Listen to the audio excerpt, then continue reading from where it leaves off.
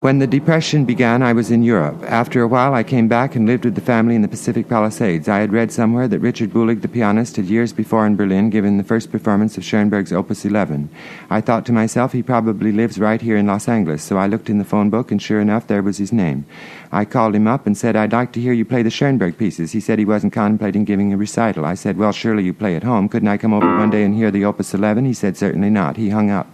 Then about a year later, the family had to give up the house in the Palisades. Mother and Dad went to an apartment in Los Angeles. I found an auto court in Santa Monica, where in exchange for doing the gardening, I got an apartment to live in a large room back of the court over the garages, which I used as a lecture hall. I was 19 years old and enthusiastic about modern music and painting. I went from house to house in Santa Monica, explaining this to the housewives.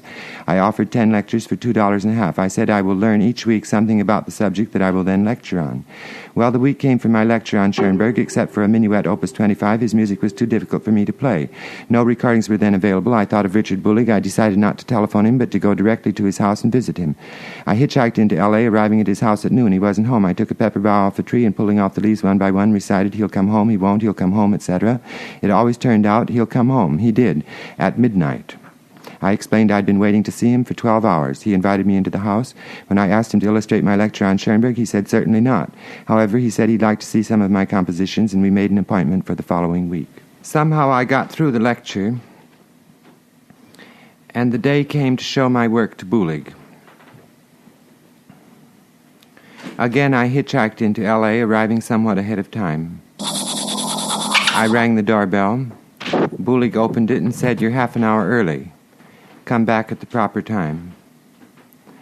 I had library books with me and decided to kill two birds with one stone.